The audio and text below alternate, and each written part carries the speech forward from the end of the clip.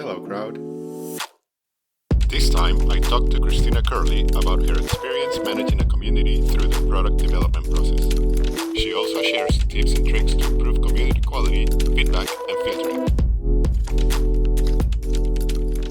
I'm here talking with Christina Curley. I'll let you introduce yourself because you're the best person to do so. So I guess if you can tell the world a little bit about your experience, what you're working on, what you've been working in the past, and how you got to gather all this community management knowledge that you have, and then we'll hear about what you have to say. Awesome. Thanks, Diego. O kia ora tātou.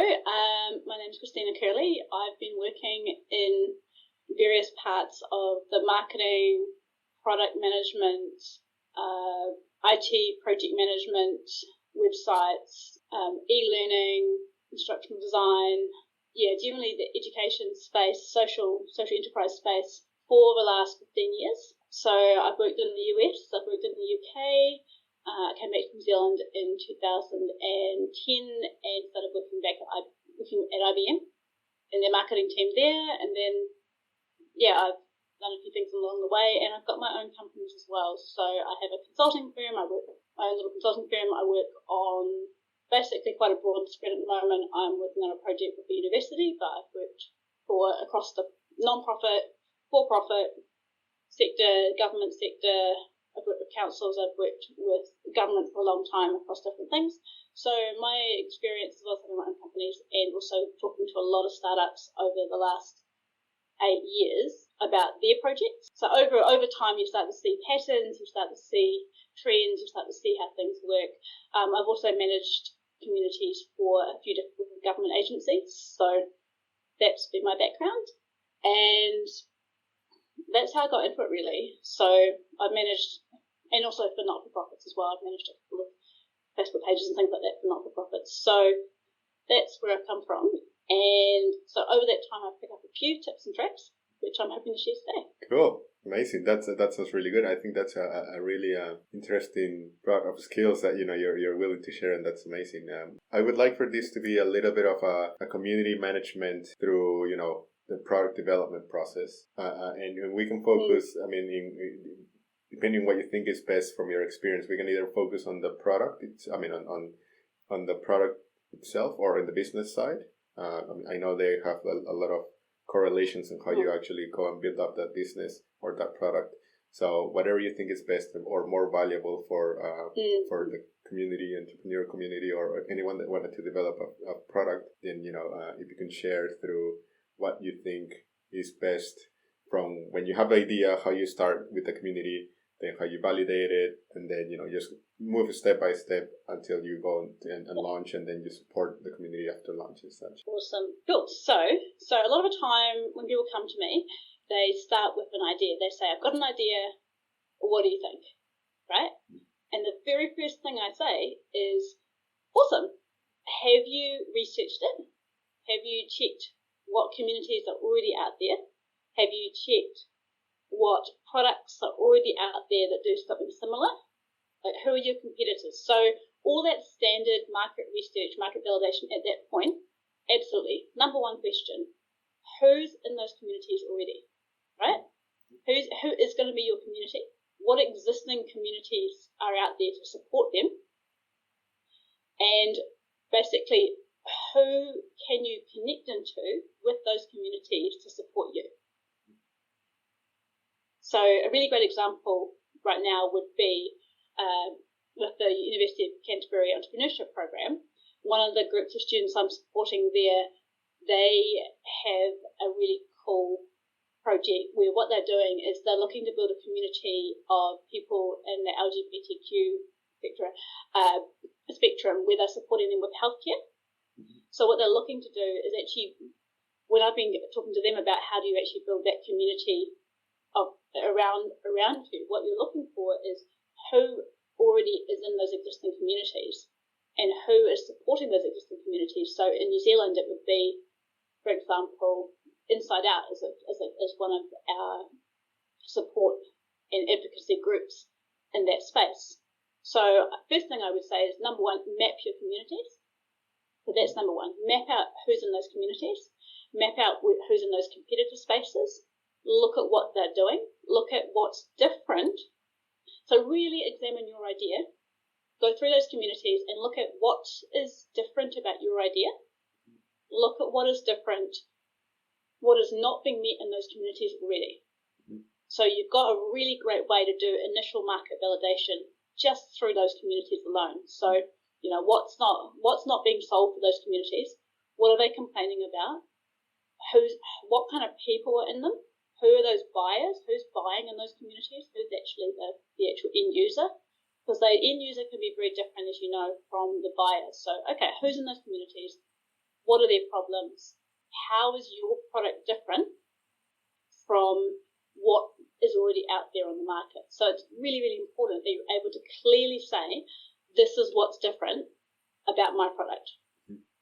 And your communities, the existing communities of practice that are out there in that area, will also help you understand how big that market is and how much people are willing to pay, and what I said, what products are out there already, so that you make sure that you're filling a gap that those other products aren't filling. So I guess one question I have there. That's the very first thing. One question I have there, for example, I guess anyone can join these communities, as long as they are like genuinely interested about the community itself. Right? So that's quite easy to enter. You can contribute with your own experience within the community and such. Mm-hmm. But once you are willing or ready to take not just be part of the community, but like a contributor to that community, then there's a little bit of message change that you have to do, and depending on which community you're in and what your product looks like, your niche market could be within that community. But by exposing your product, it can sort of be seen like I'm trying to sell you something and I'm not really in this community for that. So how do you recommend people manage that? Yes, so the important thing is when you are first engaging in those communities, you're actually not promoting your own product. Mm-hmm. You're engaging in those communities as someone who's wanting to give value back. So you're becoming recognized as an expert in those communities yourself. You're not saying, hey, I've got this awesome product, I'm going to tell you about it and spam every single forum. Mm-hmm. What you're doing is you're saying, hey, someone might have a problem or a question, and you might be able to jump in and answer their question. So you're basically building consistently, trying to aim to build trust in that community, those existing communities, before you go and then launch your own community.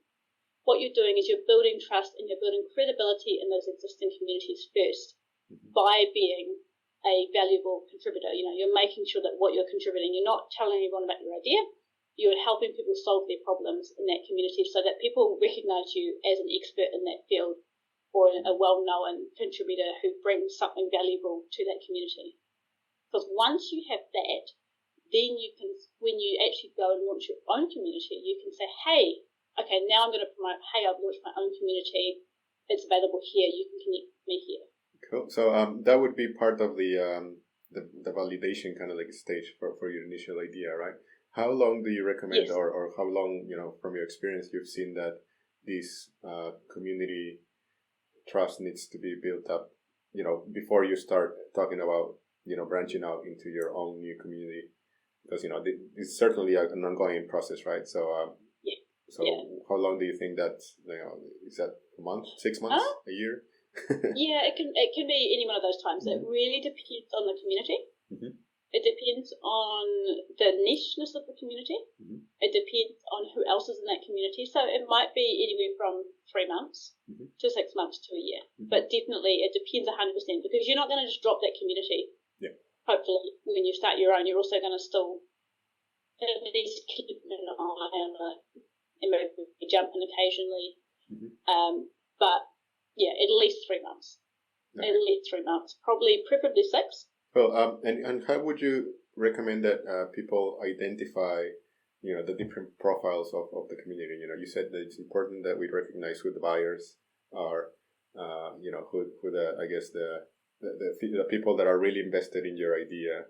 How do you approach those people? How do you recognize who their profile is? So there's a couple of things. One is that the people that are the actual buyers, you have to separate them out from the end users. Mm-hmm. A lot of the time on the forums, the end users are going to be people really passionate, really interested, but they might not have the money. Mm-hmm. In a sales process, they might be the people who are influencing, but not the people who actually are the buyers. Mm-hmm. So when you're thinking about the audience, because you're breaking it down in your head into audiences, right? Mm-hmm. So some really simple advice, marketing advice on audiences is research, read all the forums and start to identify patterns. Mm-hmm. Because what you're looking for, if you know making personas, there's lots of research you can Google making personas, but effectively what you're doing is you're reading everyone on the forum and you're thinking about the patterns that you see. Now, I'm quite lucky because my brain automatically makes patterns. Mm-hmm. It's a good pattern recognition machine. Yeah. But you can absolutely read. If you read enough stuff, you read enough content by people, you start to get a sense of what people's motivations are behind when they're posting. Mm-hmm. You start to see the people who are really enthusiastic, and they're usually the people who are the end users. They're down in the weeds of it. They really want to know all the details. They want to contribute all the details. And then you might get someone that comes in that says they might identify themselves as a buyer. Mm-hmm. They might, or a customer. Or they might not. They might just be there quietly lurking, mm-hmm. because they'll read what the say it's a product that the engineers are super enthused about, right? Mm-hmm. All the engineers are going to be like, yeah, look at this product, this is cool, this is really cool. Yeah. But the buyers might not come in and look at that. They might just go, oh yeah, I just want to know X. Does it do Y? Yeah. Does it solve my problem? Yeah. So you'll see that you'll start, after you spend time in the forums, you'll start with, or wherever the community is, mm-hmm. if that's a physical community, and again, you're usually going to find the people who are really engaged are those end users, mm-hmm. but you might not find as much engagement with other people. So you're looking, you're listening, you're thinking, you're listening again, like just really putting your ears on to listen for what are those problems that people are consistently saying, what are those patterns about how people are engaging with existing companies and existing products, mm-hmm. what are those issues that people are finding, what are people looking for, what problems are they trying to solve, mm-hmm. and that will help you build personas, because you're ultimately looking for what problems is this person trying to solve, mm-hmm. and the buyer problem will inevitably involve money, productivity, but increase productivity, reduce risk, reduce problems, reduce conflict, anything about it. So you think of the language that they're using, look at the language in each persona as well. Mm-hmm. So you know what I mean by personas, right? Yeah. User personas, just little fake people. Yeah, little fake people based on research, but you start to get an idea of the different personas. So when you build those personas, you've done your research, you've hopefully really dug into what's the motivations of people, the different groups of people, what are the motivations of people who are buying, what are the motivations of the engineers or the product designers or whomever's in that community, those end users, those consumers. Why are they, what's their motivation? So you should be able to build probably usually three personas is a good start. 3 to 5, maybe don't go any higher. Don't go any higher than 10, because you can't keep that detail in your head. You can't keep that much detail in your head. You really just need to know who's my buyer, who's my end user, or who are my end users, and then you just keep them.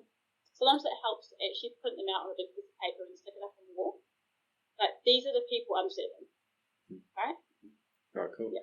So, and at which point, or what sort of, like, if you can give me an example of a phrase to go into, like, not necessarily a sales mode, but asking them to join your community because you've identified that they would be part of what you want your community to be. Yeah, so I think it's important to have a clear idea up front what you want your community to be. Mm-hmm.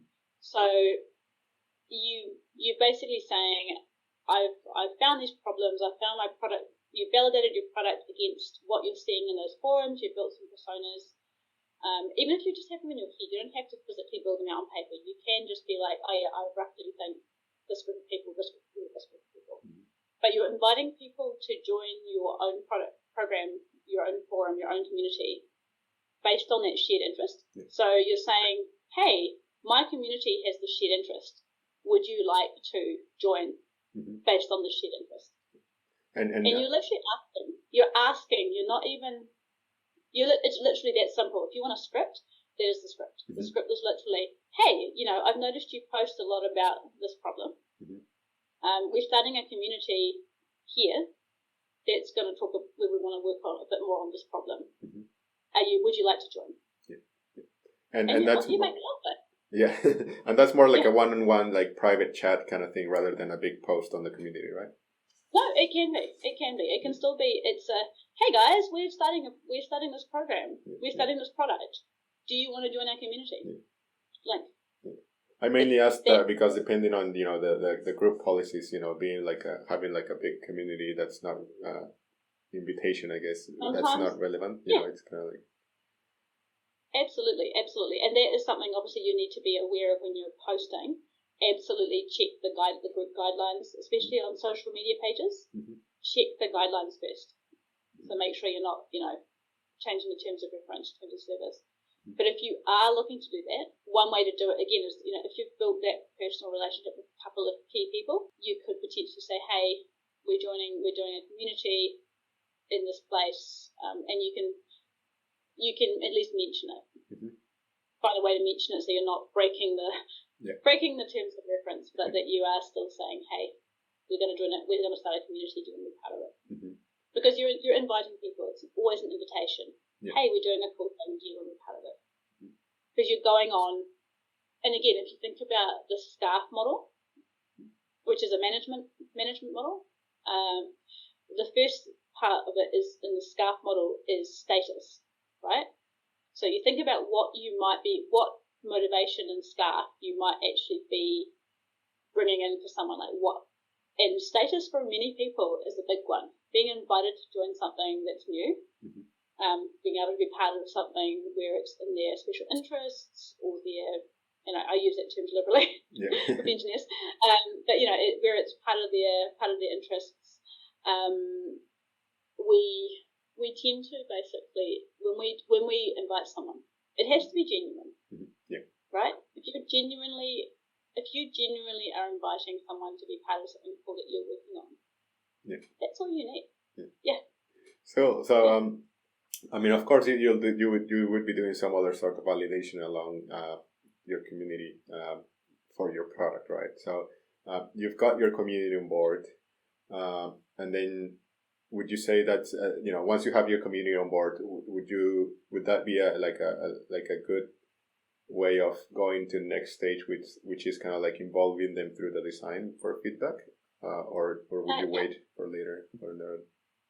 No, so definitely, this is the time. So before you're even building anything, this is the second stage of that, is you're starting to build that community. And the way, I'm going to just talk really quickly about actually building a community.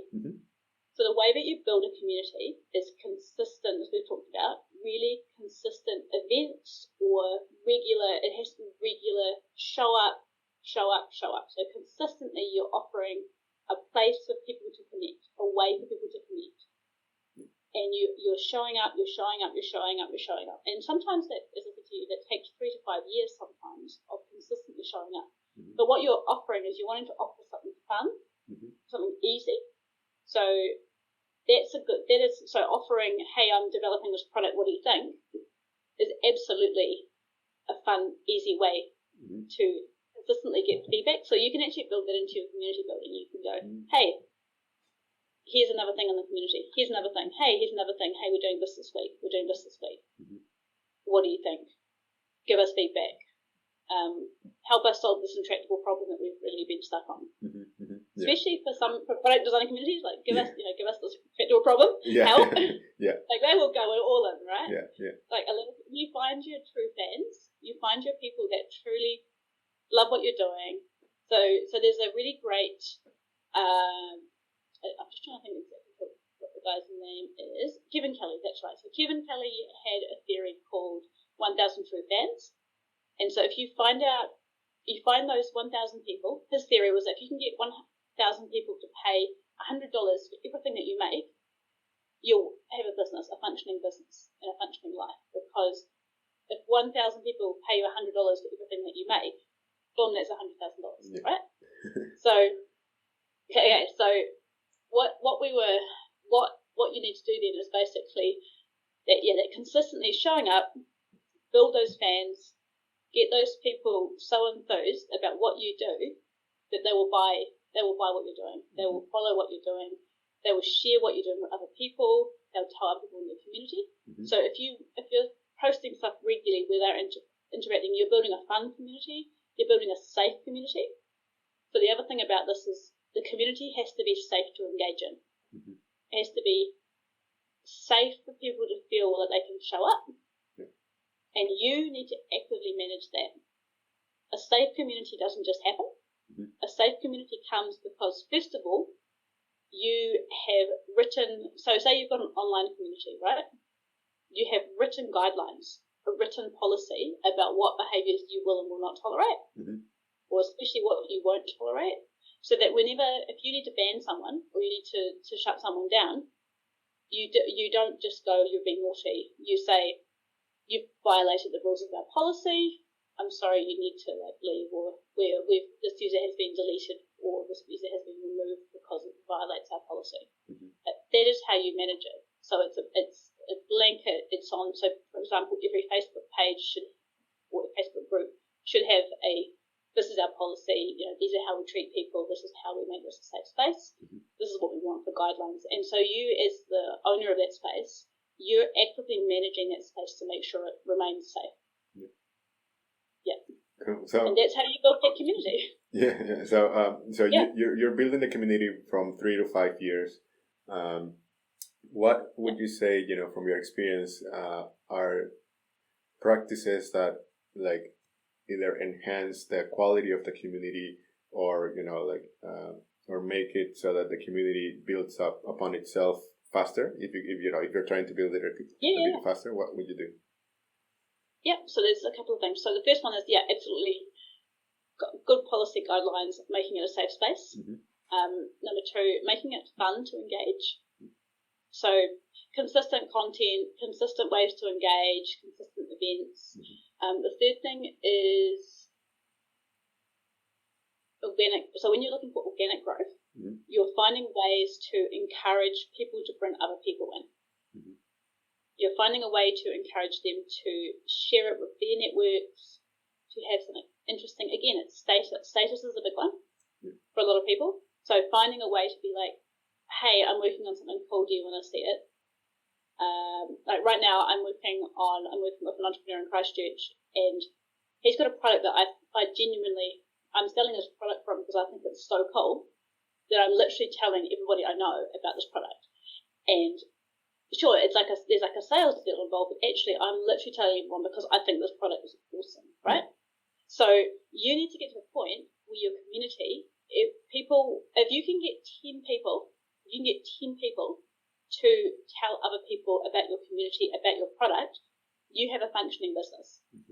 Okay, wow. I don't remember who said it to me. Unfortunately, I wish I remembered the attribution, but I read it somewhere, and other people have told me if you can get 10 people to tell other people about what you're doing, you know that you will have a functioning business. Wow. Right? Yeah. Okay.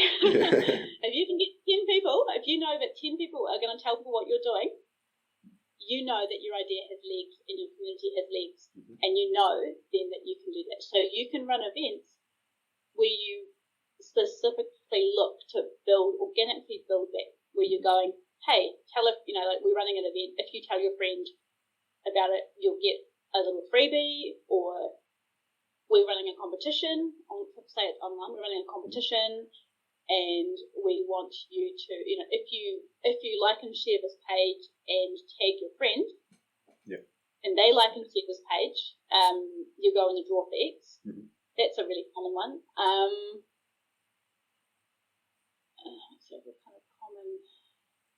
Yeah, there's a few different similar tactics and techniques you can use. But if you Google organic marketing strategies, you will find a whole host of basically tactics to do this. But those are sort of that's the theory behind it. Is giving you I want to give you the theory of all of this. So that if you need to go, people need to go and Google, they can Google practical stuff, but give you some practical stuff and also the theory. So the theory of why it works is it's because people want that status. They want to be able to share something cool with their friends. You know, I'm sharing this cool thing with my friends, and I'm saying, hey, look, you know, this guy's got this really cool app, and this, and this, and this, and the people I've shared that with have gone, oh, that's really cool. Hey, I'm going to tell so and so about it. Yeah. Right. Yeah. And that's when you know that you've got a winner. Yeah. Right. That is the key. Yeah. You were mentioning about events, right? So which events would you say are most the most common, or or the most relevant to gather that community and kind of like make it fun, like you say? So just to is it like games, or what is it? It depends 100% on the community. So I've run a lot of events, like a lot, right? And events could be anything from, as you said, like a games night. Like it depends on the product and the community. So, for example, one of the University of Canterbury entrepreneurs from this year's group cohort, he's been running games night with his family and friends. He's made a little game. And he's been running games nights for 6 months now, right? And he's been building a community through these games nights, where he runs games nights and then he gets his friends to come along and they get them to bring a friend. So that's a practical. This is a physical product. You can with the card. There's like a card game. So that's a very easy way to build a community around something fun. For other people, it might be actually I'm going to go and offer to present at a conference that's in my specialty field, because they always want conference speakers. Yeah. And if you're good at talking to people and you're good at presenting and you've got something interesting to share that's new and different, conferences are just like, yep, I'll take you.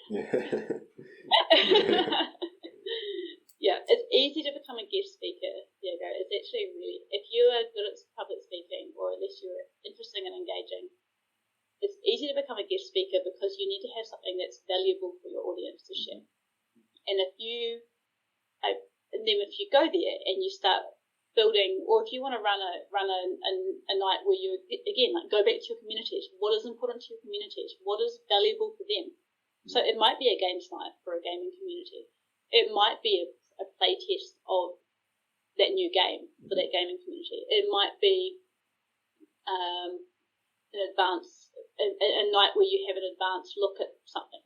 It might be a night where you go and speak at a local organisation, say a local business network.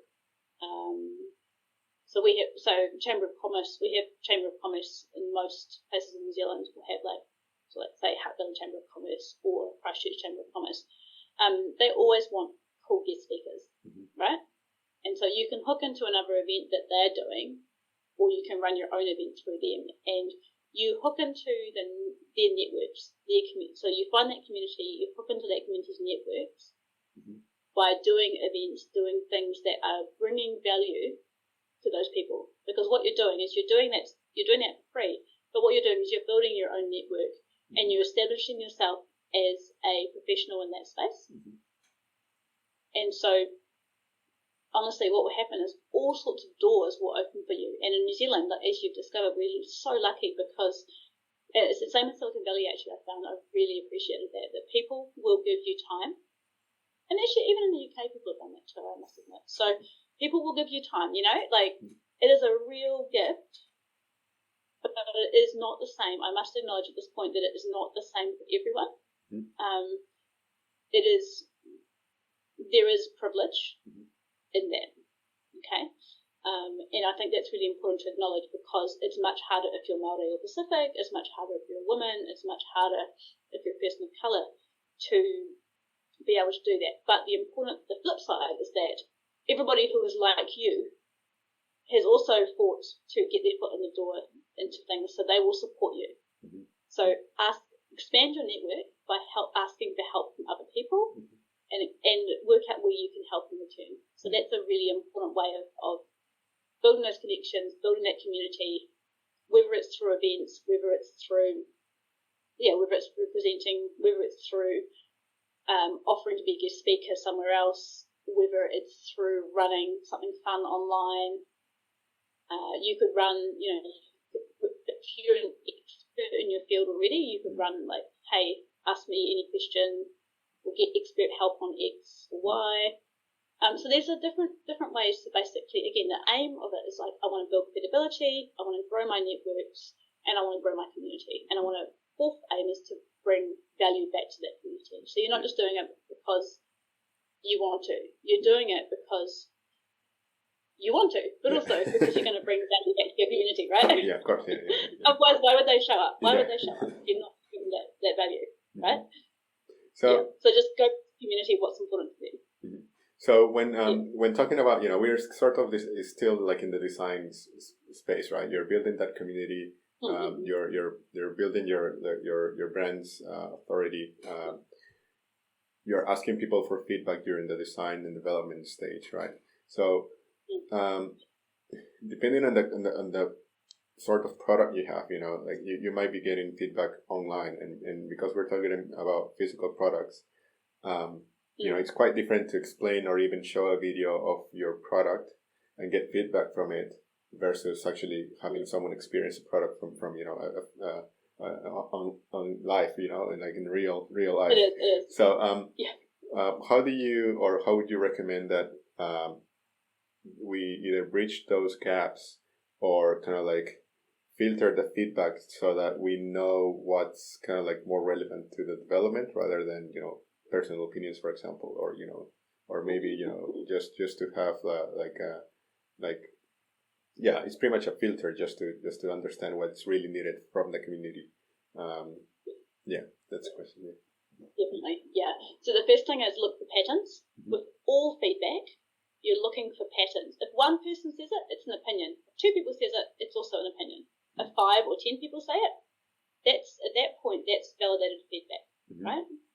But also look at who's saying the feedback, and you're looking for the feedback that's coming from your actual users, your end users at that point. Like actually, even not even your buyers. Like your buyers, that's great, but actually you're looking for the feedback from your end users at that point. So you've got, your personas, like, is this meeting the needs of my personas? Is this meeting the needs of my actual users?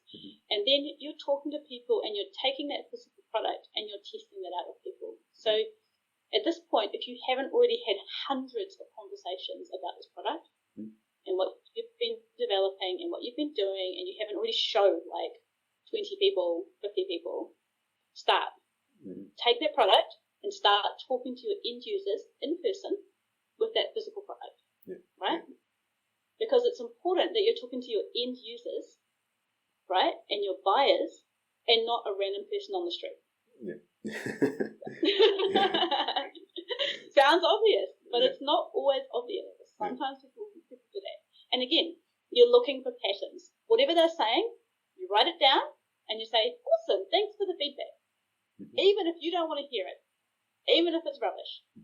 Because sometimes there's going to be stuff that people say that you don't want to hear, right? And especially when you're designing something and you're going to put it in front of 10 people, and the important thing is everyone's brain works differently, right? And everyone thinks that they're an expert, okay?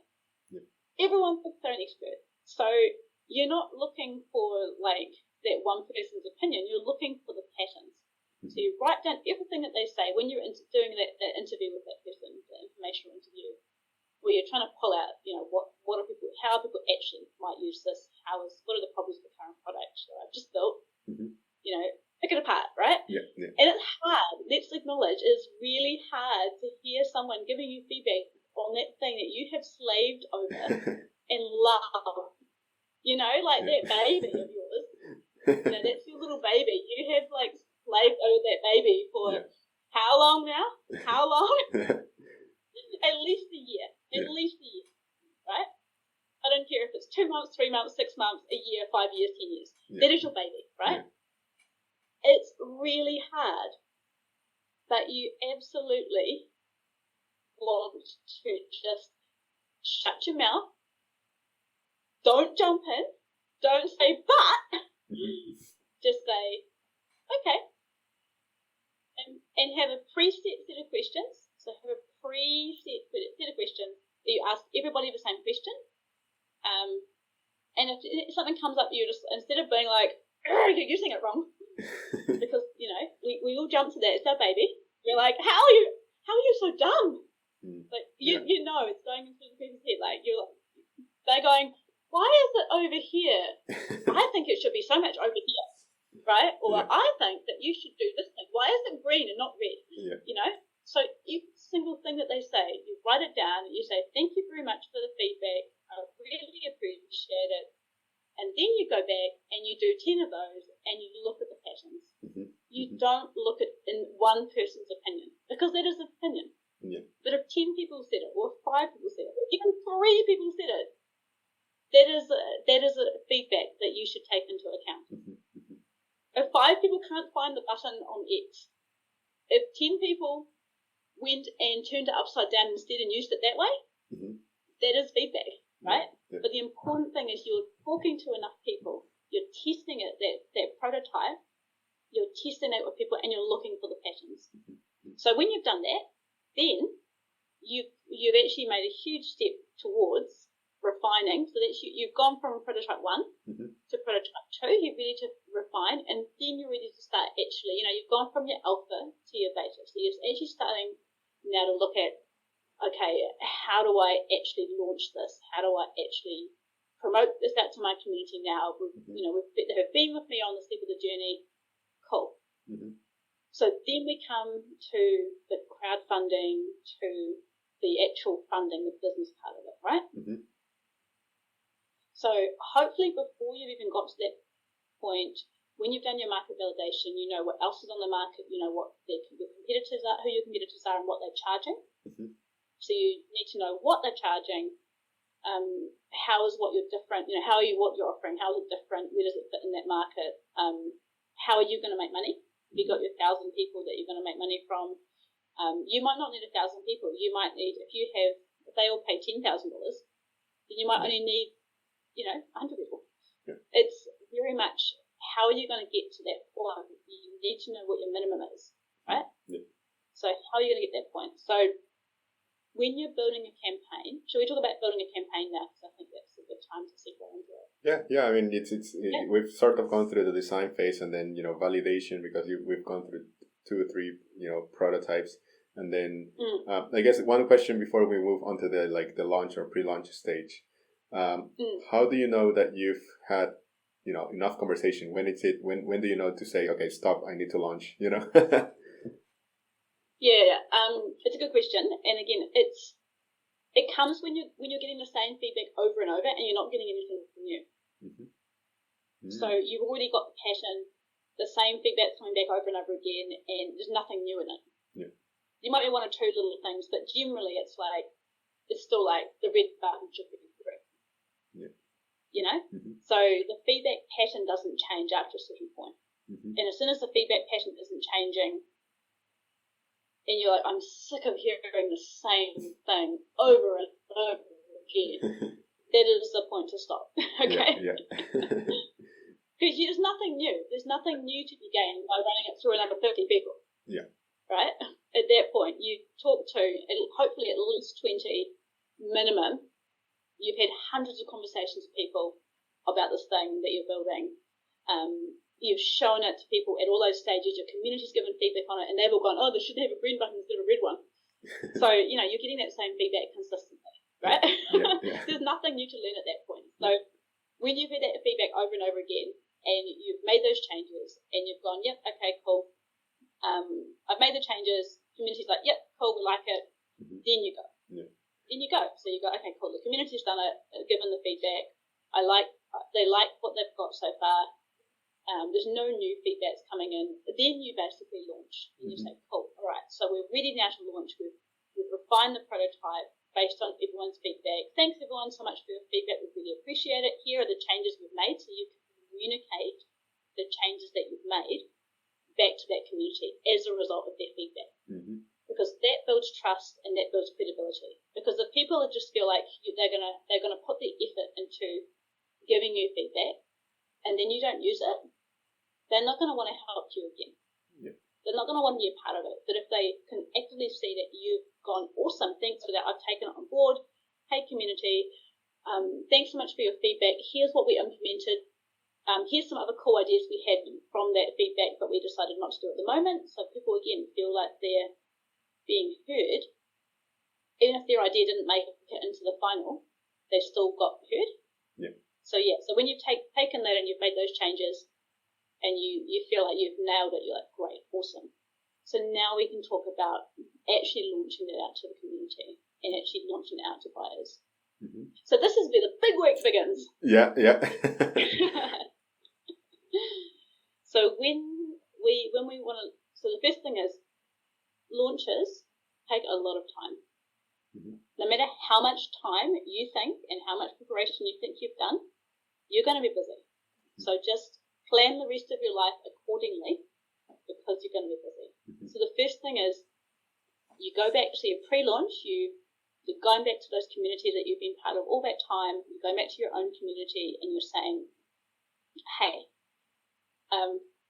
we're ready to launch now. Do you want to be part of the you're trying to get validation if you want people to sign up ideally to mm-hmm. be part of the pre-launch. Mm-hmm. And you might offer them like a little discount or something to be part of it. But again, that's pre-validation, that's pre-market validation. Elon Musk did it with the Cybertruck, right? Oh, yeah. He's basically like, if you want to be part of it, pay us $2,000 money down and put your email in here and we'll put you on the waiting list to be first to get it. Mm-hmm. And that was a couple of years ago. I remember that still because I was tempted. Like, honestly, I was tempted. I was like, I actually really want a Cybertruck. So I was like, yes.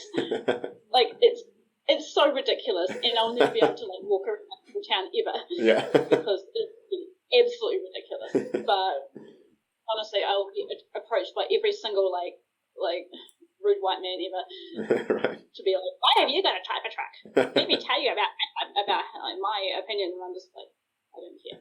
But it will happen. I know this, but I still want one, mm-hmm. right? But Elon Musk did that to basically. It's a really common, well-used pre-validation tactic to make sure that you've got your list of people, your list ready to go. Yeah. So you can use that as a wait list. Get people to sign up for the wait list to be the first people to hear about it. Mm-hmm. You can offer them a discount if they buy it early. Again, there are specific strategies around this, and a Google search will help you build a strategy. Mm-hmm. So think very carefully about your strategy, whether you're looking to just get volume. Mm-hmm. So are you looking to just sell as many units as possible? Usually it's a low price to produce, it's cheap, doesn't cost very much. Or are you looking at a more high-end price where actually you're going to need to sell 10 units, but they cost $100,000 each to produce, yeah. Right? Mm-hmm. So you just think really carefully about the strategy of that, because the internet has some really good resources around sales strategies, pricing strategies, volume strategies, and so all of that needs to go into your pre-launch. But say you're doing something that's going to cost $100 in software, mm-hmm. right? $100 is for a company is nothing, right? A small business, $100 for software is expensive. For certain small businesses, $1,000 is like super expensive. Mm-hmm. But then other companies, if it's a really small business, $100 is a lot. Like say a small retail store or a not-for-profit, like $100, they'll really have to think about that. Mm-hmm. But then a big company just feeling that whatever, yeah. That's easy for them. So you're looking for them, it's volume. Yeah. So again, depending on your market, depending on what you need, depending on what your 1,000 true fans are gonna buy, depending on what your community says they need and what price points and what your competitors are selling, you should know all of that before you get into it. So you've got that, you know what that is. Cool, all right, now we're going to start telling our community, yeah. Hey, we're launching a product, we can buy it on this day. So you're going to talk to all your community members again. You're going to, if you want to, and as part of your strategy, you could always look for organic growth where it's like, share it with a friend and get 10% off. Mm-hmm. Think about that kind of strategy. So again, like what strategies can you find so that your community is doing the work for you, so that you're not having to contact every single one of those people. If you are doing a high volume, low cost product, tap into that, refer a friend. get a friend to do this, buy one and get a coupon for your next one, $10 off. Mm-hmm. All of those strategies work. If you are doing a high-end sale, it's the strategies are different. You can't simply, it's not going to be like refer a friend with discount. Yeah. But it can be, because you don't want to dilute the quality and the overall, especially for high-end luxury goods. Mm-hmm. You're going for the status thing, right? So that's part of the scarf model. So you're not wanting to offer a discount, but you are wanting to look at exclusivity, or hey, we're only going to run 10 units, so if you want one, you better be part of the wait list. Yeah. And so thinking about those strategies, thinking about that community, thinking about what's important to that community, will help you. But either way, the important thing is you need a crowd. Right? Yeah. So, what did we say before? Crowdfunding only works if you have a crowd. Yeah. Right? Yeah. Yeah. So it's a really important thing. People always think, I'll just run my product in crowdfunding. I'll just run it on a crowdfunding thing. It's like, great, awesome. But you know what all the people who are successful in crowdfunding do? They have a crowd. They have already built that community. They already have that crowd. When we're starting from scratch, if I was to go out and be like, hey, I want to sell this cup, right? Mm-hmm. Like, this is a little cup from Kmart, but if I wanted to sell this cup and I was going to produce that cup and I just put it on, say I put it on Kickstarter, right? What is different from all the other thousands of cups? Unless I can show that this cup is extra special and I've already got a crowd of people who are interested in buying this specific cup, because I went and produced some prototypes and I put it on my friend's Instagram, and she's a very well-known content producer on Instagram, and people think, oh wow, well, this person had it on their Instagram, so it must be cool, so I should buy it. Where do I buy this from?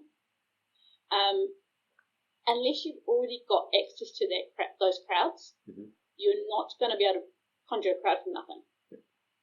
So think very carefully about, where's your crowd, how are you going to do it? That work of contacting those communities, promoting up to the pre-launch. Think of it like, I'm going to draw it with my fingers. Yep. It's like this, right? Yeah. Right? Okay. So you're starting off and you're like, okay, cool. We're actually turn on for the video. So we're starting off and we're doing everything. We're starting to get ramping up. Things are getting bigger and bigger and bigger and bigger. And then by the time you get to the launch, you should be at peak promotion. And again, you've got to be careful to not annoy people, but you want to be consistently promoting it across your communities. Like, hey, don't forget our Kickstarter is open next week. Don't forget we're launching our product next week. Hey, don't forget you can buy it here. Yep. Hey, don't forget we're running our promotion that if you buy one and you refer your friend will get a free one when they buy two. Or, whatever it is that you're doing, just remembering that the workload in that time is going to be really high. So that launch stage, would you say that's... sorry, what was that? Keep going. Oh, yeah. So at that launch stage, it can be a day, it could be 30 days. What's an average launch, period that you would recommend? 30 to 60 days. Sorry, what was that? Absolutely. You need planning, so 30 to 60 days. So 4 to 8 weeks. Yeah. You need to be planning at least 8 weeks out. Right? Yeah.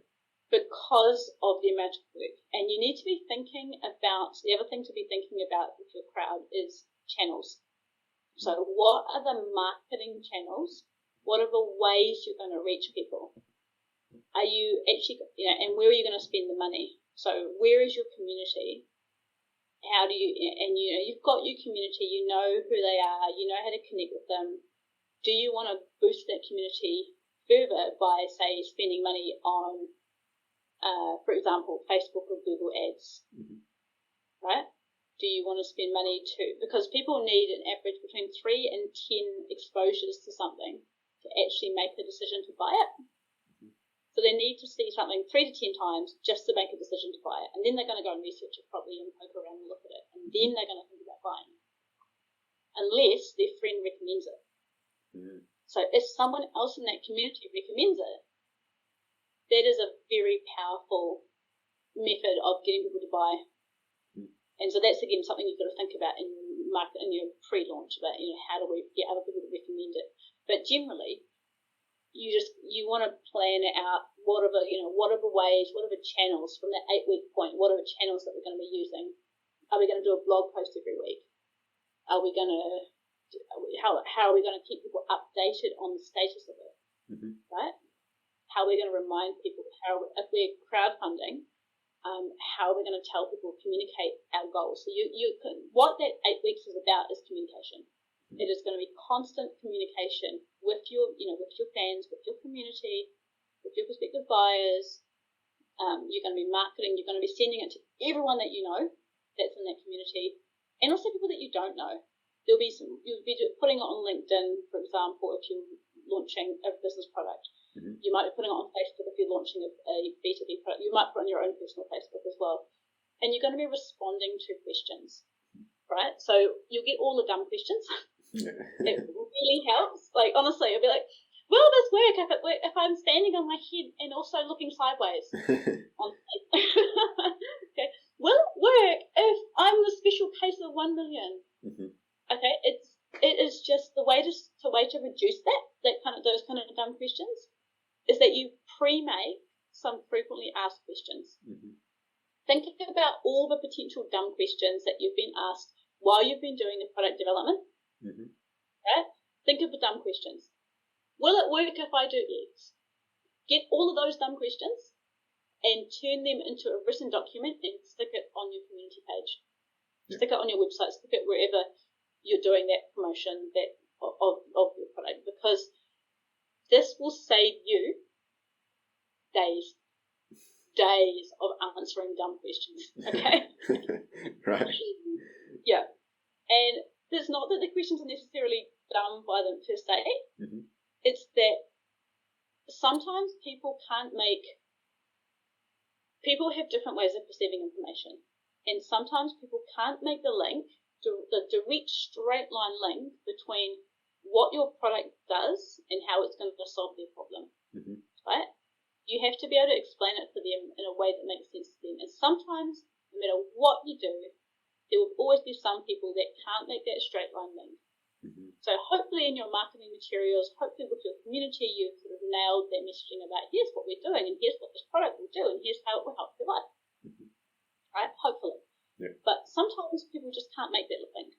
So again, what you do is you have a frequently asked questions box, and then you talk about how it's going to do it. And each one of those frequently asked questions should conclude with and here's how it's going to help you. Yeah. So the message in all of those, it should be, this is how it's going to help you. This is how it's going to help you. And it's going to feel like overkill. You're going to feel like you're repeating the same 3 things over and over again, right? But this is how people get the confidence to buy. That makes sense. Right? Yeah, that makes sense. Yeah. Yeah. That's during the launch stage. After you've kind of like released the product, you've built the community, and the community is working with you on the launch, and you started making the money and such. Like you start producing the product and selling it and such. Yeah. What happens after? You have the post launch, and then you kind of like have like the service in the community side. How do you manage that after launching? So you keep communicating. You keep communicating what you're doing. You keep communicating. Number one, actually, the very most important thing, that sounds obvious, but again, you deliver. Okay, so you launched a product, you deliver, right? Yeah. And then you make sure that once you've launched, you have a system set up to capture feedback and to implement that feedback. So you keep connecting with your community. You keep making sure that you're delivering on what you said you would deliver. You keep making sure that your product has a feedback loop so that people can give you feedback either through the community or through your product or both. If you just have a physical product, then it's through your website or your customer service. So customer service is just as important. It's actually more important. So again, you've done your product, you've launched it, now you're onto customer service. And again, there are some very good guides to service delivery, to customer service online. But the important thing is you've got to deliver. You've got to look after customers. Okay, Yeah. that's in a nutshell. You're constantly delivering. You're going back to your community and you're saying, hey, how was it? Mm-hmm. And every few months you're going back to your community like, hey, have you got any ideas for improvement? Hey, how are you finding it? Like you see it. We all get these emails. How did we do? Yeah. But actually, there's a very good psychology behind that, and any company worth their salt needs to be taking that feedback into account, that pattern of feedback, not the one disgruntled person, because you will usually only hear from a small percentage of either who are either super fans or the small percentage who are super grumpy. Mm-hmm. You won't. The whole vast middle doesn't. They're not impacted enough to complain. Mm-hmm. But so always take that with a grain of salt. But effectively, that is your community. It's just keeping your community happy and getting feedback with them and working with them. And how would you recommend we get to that bell curve middle? And if we wanted to get their feedback, if we are only hearing from the really grumpy ones or the really happy ones.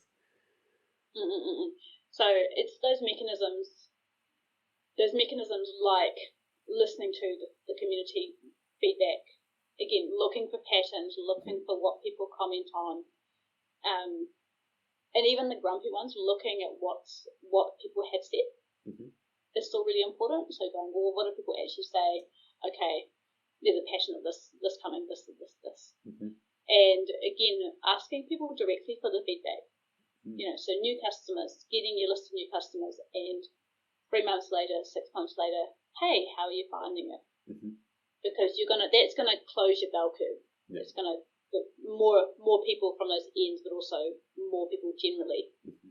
So I really like that, because you can get like the patterns from each end, and then ask your community, this is what people have been saying, do you agree? And you kind of try to close that.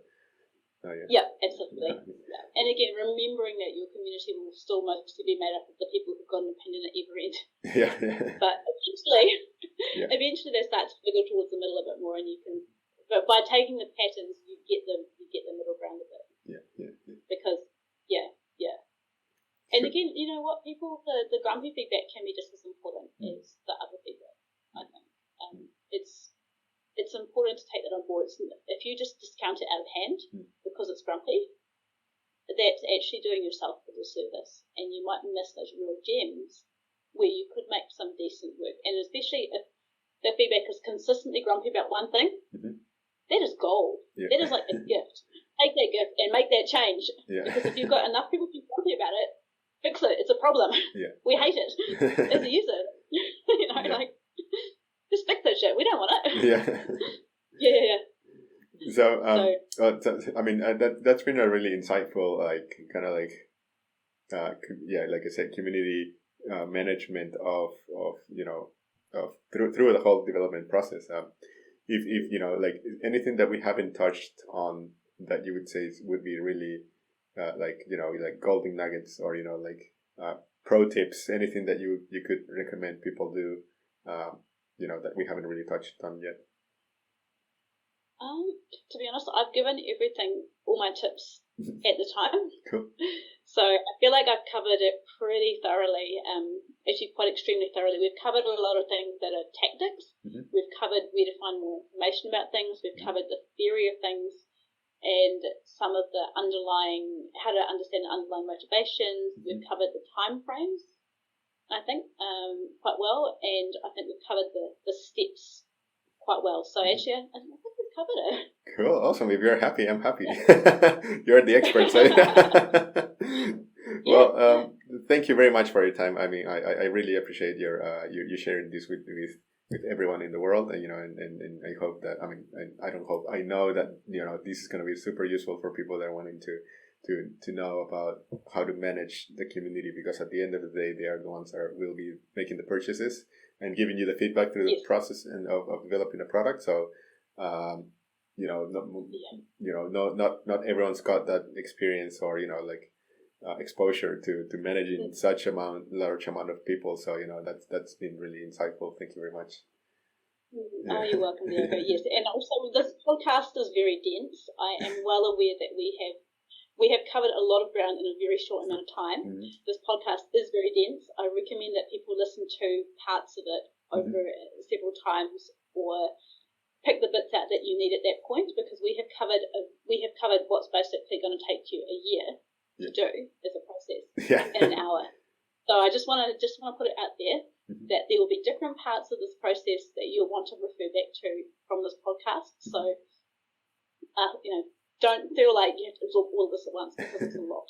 Pick out the bits at each time that is important. So at the ideation stage, idea stage, at the stage where you're building your community, at the pre-launch stage, at the launch stage, at the post-launch stage. We didn't cover the post-launch very much, but effectively it is customer service at that point, and it is supporting your community, because you built that community from scratch and you want that community to continue.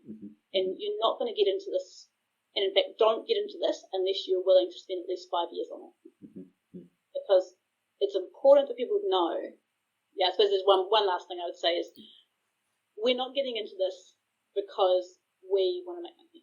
We're getting into this because we know it's going to be a 10-year overnight success story. If you're willing to put at least 5 years into this, don't do it. Get a normal job and get someone else to make your product. Honestly, if you're not willing, because it's going to be your baby. It's going to be your baby. So you need to make sure that you're ready for it to be your baby. And sometimes your baby, it's going to be a bit wiggly. It's going to be, you think you're going to make something, and you're going to pivot over here, and you're going to pivot over here, and you're going to pivot over here, and that's okay. It's painful. It is painful to kill your babies. To what you thought. I know I've experienced this myself. What I thought I was going to build 8 years ago, I've built multiple iterations, and the current one has failed. And I'm going to build it again from scratch, with and re-engage that community from scratch, and it's going to be a better product as a result. So we just need to be willing to keep growing, keep learning, keep trying, Google everything. But knowing that it's going to take time, knowing it's a process, and knowing at the end of it, because of the feedback from your community, you can just go ahead and just think, yep, I know exactly what I'm doing. I'm just going to build what I want. You can do that. There's nothing stopping you from doing that. But if you build with your community, if you build that community, if you take that time, even if you build a community in the physical world by literally just talking to hundreds of people. I have had thousands of conversations with people about the work I'm doing, supporting them with their work over the last 8 years. Thousands of conversations. Probably another, I make it last 15 years. Thousands. And so those conversations build the product together, right? You're co-creating at that point. It's not your brainchild that it's your baby, but it's co-created with so many other people. And so many people have given time and input and support that at that point, it's the gift that you bring to the world, but with everybody else's help, right? I think that's an amazing end note. It's the gift you bring to the world. It is the gift that but everyone else, and you have kotahitanga means to create something together. Being kotahi is one, and panga is a doing and action word. So it's building something together. It's co-design. It's how you would translate co-design into te reo. It's one of the ways that I've heard it explained. It's it may not be a perfect translation, but it is, someone has basically told me it's being in unity, kotahitanga together, co-designing, building, bringing everyone's strength areas, everyone's input together to build something that's stronger and greater than the parts that you bring. So don't be alone in your room. Work with your community, build a community. You'll make something awesome. Well, thank you very much again for your time. I think that's an amazing way of ending this section of the podcast. But I can only hope that at this point it sounds more like a phoenix than a baby. But I think that's kind of what it is. That's what it is. Yeah. So it's amazing. All the best with that. Yes, no, you're so welcome. Thank you, Olivia. I just hope it helps other people, because it has been learning from for me, hard lessons that I have learned. So I'm just happy to pass them on to other people. If I can save other people time and effort and pain, I'm very much for that. Okay, thank you. Thank you for listening to Resolve by Creolab. If you would like to know more about how to turn your product idea into a successful reality based on industry interviews, best practice, research, and your feedback, follow this podcast and my socials for the latest content.